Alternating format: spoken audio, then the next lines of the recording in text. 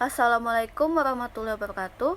Perkenalkan, nama saya Anissa Aslita, nomor BP 19101155310054. Saya dari kelas M6. Saya akan menjelaskan tentang sistem keamanan transaksi e-commerce. Isu privasi adalah salah satu permasalahan serius yang menarik untuk dikaji dalam dunia e-commerce. Hasil polling yang dilakukan oleh majalah Business Week menemukan fakta bahwa lebih dari 40% pengguna jasa situs e-commerce memberi kekhawatiran besar terhadap potensi misuse of information yang dilakukan oleh situs tersebut, dan 57% dari responden menginginkan hukum yang memiliki kekuatan untuk mengatur bagaimana mekanisme yang sesuai bagi situs e-commerce dalam mengumpulkan dan menggunakan informasi personal milik konsumen. Harris Paul Culnan juga berpendapat bahwa kekhawatiran orang tentang privasi merupakan alasan utama mengapa banyak orang memutuskan untuk tidak melakukan transaksi dalam dunia online. Bahkan, sekalipun mereka akan berinteraksi dalam dunia online, informasi yang akan mereka sediakan adalah informasi yang salah. Permasalahan yang menyangkut isu privasi dalam e-commerce merupakan bentuk pelanggaran poin 137 dan 10 dari The Ten Commandments of Computer Ethics. Pengguna transaksi online atau e-commerce semakin meningkat dari waktu ke waktu. Indonesia mempunyai basis 55 juta pengguna internet, dan 57% dari angka itu adalah pengguna yang aktif berbelanja secara online. Namun, sayangnya, hingga saat ini belum ada regulasi yang secara khusus dan spesifik mengatur isu keamanan dan privasi dalam melakukan transaksi online. Salah satu faktor yang menghambat pembuatan hukum e-commerce di Indonesia yang lebih terspesialisasi adalah terdapatnya banyak model bisnis e-commerce. Alasan utama yang mendasari tingginya risiko keamanan dalam transaksi e-commerce adalah ditemukannya banyak kelemahan dalam hukum regulasi dan sistem e-commerce sendiri, serta teknologi dan juga internet. Masih banyak orang meragukan keamanan e-commerce. Bahkan di dalam media massa sangat marak berita tentang pembobolan sistem keamanan internet. Seperti kita ketahui bahwa sistem transaksi pembayaran dalam e-commerce menggunakan beberapa cara seperti micropayment, e-wallet, e-cash atau digital cash, credit card, electronic bill, presentment, dan payment. Namun, karena banyaknya kejahatan dalam e-commerce, keamanan menjadi isu utama untuk aplikasi internet dan e-commerce. Salah satu faktor utama untuk keberhasilan e-commerce adalah keamanan. Realisasi transaksi elektronik dan bisnis e-commerce melalui internet pada beberapa kesempatan tertunda karena masalah keamanan. Dimensi keamanan transaksi e-commerce berikut adalah aspek-aspek dari sistem keamanan yang harus diperhatikan oleh tiap unsur yang terlibat dalam transaksi e-commerce, yaitu 1. Authentication atau keabsahan pengirim. Identitas pengguna atau pengirim data teridentifikasi atau tidak ada kemungkinan penipuan. Kedua, confidentiality atau keberhasilan data. Data tidak dapat dibaca oleh pihak yang tidak berhak. Privasi data atau informasi harus diberikan agar tiap komponen yang terlibat tidak merasa dirugikan oleh unsur yang lain. Yang ketiga, integrity atau keaslian data. Data tidak dapat diubah secara tidak sah. Integritas yang terbentuk harus saling memiliki komitmen sehingga data-data yang diberikan akan dapat terjaga tanpa adanya kebocoran. Data kepada pihak-pihak yang tidak bertanggung jawab. 4. Non-repudiation atau anti penyangkalan. Tidak ada penyangkalan pengiriman data. atau dari pihak penerima terhadap pihak pengirim. Sehingga pencatatan transaksi bisa diakui sebagai suatu bukti transaksi e-commerce telah terjadi. Ada beberapa metode keamanan yang digunakan dalam membangun e-commerce, yaitu 1. Metode enskripsi, 2. Metode Virtual Private Network atau VPN, konsep enskripsi dan dekripsi. Teknologi dasar yang dipergunakan dalam pengamanan data untuk transaksi-transaksi e-commerce adalah kriptografi.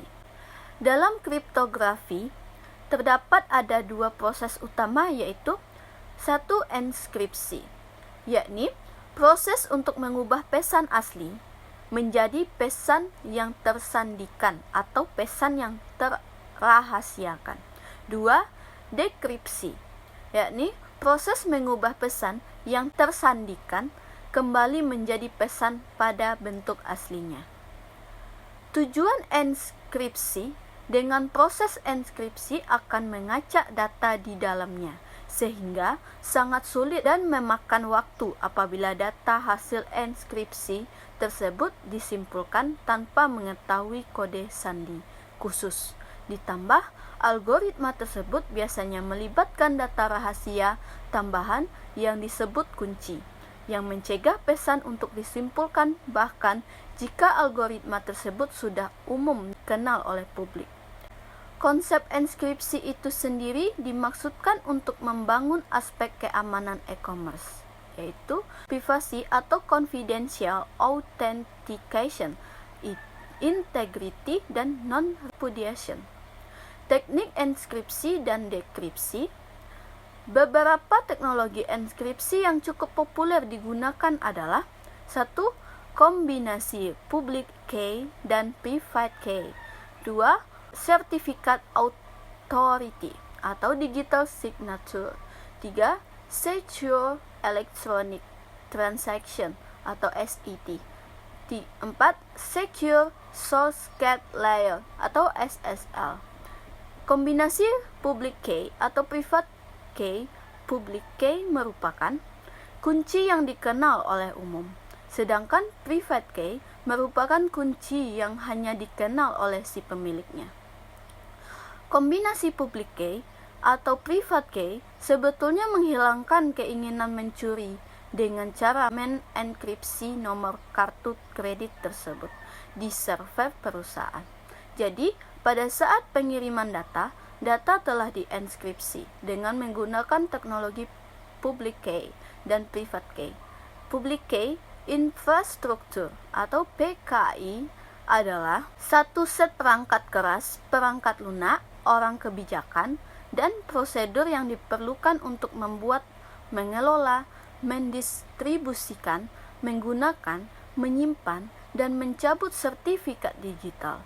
Dalam kriptografi, sebuah PKI adalah pengaturan yang mengikat kunci publik dengan identitas masing-masing pengguna dengan cara otoritas sertifikat. Ada 3 entitas dalam public key infrastruktur, yaitu Certificate Authority, 2.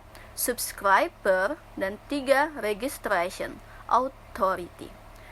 Certificate Authority digital signature pada pengguna public key. Di atas masih dimungkinkan adanya pencurian atau pemalsuan public key. Secure Electronic Transaction atau SET merupakan open standard yang disupport oleh IBM, Microsoft Visa, Mastercard, GTA. Versi SET pertama kali diperkenalkan oleh RSA, Data Security, suatu lembaga independen yang mengeluarkan berbagai standarisasi dalam hal internet security. Teknologi yang digunakan dalam SET merupakan gabungan antara teknologi enskripsi public key atau private key dengan teknologi digital signature. Secure Electronic Transaction atau SET tersebut akan mengekode nomor kartu kredit yang ada di server vendor di internet, dan yang hanya dapat membaca nomor kartu kredit tersebut hanya bank dan perusahaan kartu kredit. Artinya, pegawai vendor atau merchant tidak bisa membaca sama sekali, sehingga kemungkinan terjadi pencurian oleh vendor menjadi tidak mungkin. Saat ini, SET dijadikan standar protokol untuk membayar dengan kartu kredit dalam e-commerce. Pada SET, enskripsi public key menggunakan enskripsi 56 bit sampai dengan 1024 bit, sehingga tingkat kombinasi enskripsinya pun sangat tinggi. Jadi, amat sulit untuk melakukan pembongkaran atas enskripsi ini. RSA mengatakan bahwa dibutuhkan waktu 500 tahun untuk bisa membuka enskripsi ini. SET didukung oleh sebagian besar perusahaan penerbit kartu kredit seperti Visa dan Mastercard. Selain digunakan untuk membayar dengan kredit card, SET juga digunakan untuk membayar dengan smart card. Dengan menggunakan SET, kerahasiaan informasi customer atau berupa nama dan nomor kartunya bisa dijaga. SET juga bisa menjaga tidak bisa autentifikasi atau identitas penjual dan customer, sehingga disalahgunakan oleh sembarangan orang. Berikut adalah berbagai pihak yang terlibat dalam transaksi e-commerce. Cardholder membuka account, cardholder menerima sertifikat, merchant atau toko menerima sertifikat, merchant menerima sertifikat, customer menempatkan pemesanan, customer menempatkan pemesanan, merchant memverifikasi, mengirim pemesanan dan pembayaran, meminta authorization pembayaran, dan mengkonfirmasi pemesanan. Merchant melengkapi pemesanan, merchant meminta pembayaran. Jika pembeli menggunakan browser untuk mengirim form transaksi, pembeli tersebut akan menggunakan public key yang telah tersedia di web browsernya. Orang lain yang tidak mempunyai private key, pasangannya tidak akan bisa mendeskripsi data form yang dikirim dengan public key tersebut. Setelah data sampai ke pengelola e-commerce, data tersebut akan dideskripsi dengan menggunakan private key. Hanya pengelola e-commerce yang bisa mendapatkan data itu dalam bentuk yang sebenarnya. Secure Socket Layer atau SSL. SSL adalah protokol yang digunakan untuk mengenskripsi pesan antara browser dan server web. Enskripsi berlangsung di dalam datagram protokol transport layer. Kebanyakan protokol SSL digunakan oleh situs bisnis untuk melindungi informasi pribadi konsumen selama transaksi komersial, seperti nomor kartu kredit. Juga protokol SSL digunakan untuk menyediakan integritas data dan kehandalan dan telah menjadi bagian dari protokol TLS atau Transport Layer Security, yang merupakan protokol keamanan terintegrasi. Virtual Private Network. Virtual Private Network pada umumnya di mana satu jaringan komputer suatu lembaga atau perusahaan di suatu daerah atau negara terhubung dengan jaringan komputer dari satu grup perusahaan yang sama di daerah atau negara lain. Dalam VPN, media penghubungnya adalah internet. Diperlukan pengamanan dan pembatasan. Pembatasan tersebut untuk menjaga agar tidak semua orang atau user dari jaringan pribadi dapat mengakses jaringan publik. Sesungguhnya, konsep VPN inilah yang diadopsi ke dalam e-commerce, karena user yang melakukan transaksi di internet pada suatu situs web telah membentuk suatu VPN antara user dan situs web tersebut, di mana segala informasi atau data yang terkirim antara keduanya tidak dapat disadap atau dibuka oleh user lain yang memang tidak berhak membukanya. VPN menggunakan teknik inskripsi yang canggih dan tunneling untuk memungkinkan organisasi untuk membangun jaringan pribadi yang aman melalui internet, sehingga dapat mencegah aksi pencurian data. Dasar dari VPN adalah kerahasiaan data, integritas data, dan autentikasi. Keamanan tiap level. Secara garis besar, ada dua cara membentuk VPN, yaitu tunneling dan firewall. Tunneling sesuai dengan arti tunnel atau lorong. Dalam membentuk suatu VPN ini dibuat suatu tunnel di dalam jaringan publik untuk menghubungkan antara jaringan yang satu dan jaringan lain dari suatu grup atau perusahaan yang ingin membangun VPN tersebut. Seluruh komunikasi data antara jaringan pribadi akan melalui tunnel ini, sehingga orang atau user dari jaringan publik yang tidak memiliki izin untuk masuk tidak akan mampu untuk menyadap, mengacak, atau mencuri data yang melintasi tunnel ini. Firewall. Sebagaimana layaknya suatu dinding, firewall akan bertindak sebagai pelindung atau pembatas terhadap orang-orang yang tidak berhak untuk mengakses jaringan kita. Suatu jaringan yang terhubung ke internet pasti memiliki IP, address, atau alamat internet, khusus untuk masing-masing komputer yang terhubung dalam jaringan tersebut. Apabila jaringan ini tidak terlindungi oleh terowel atau firewall, IP address tadi akan dengan mudahnya dikenali atau dilacak oleh pihak-pihak yang tidak diinginkan. Akibatnya, data yang terlibat dalam komputer yang terhubung ke jaringan tadi akan dapat dicuri atau diubah. Dengan adanya pelindung seperti firewall, kita bisa menyembunyikan hide address tadi sehingga tidak dapat dilacak oleh pihak-pihak yang tidak diinginkan. Terima kasih, hanya itu pembahasannya. Saya mengucapkan Assalamualaikum warahmatullahi wabarakatuh.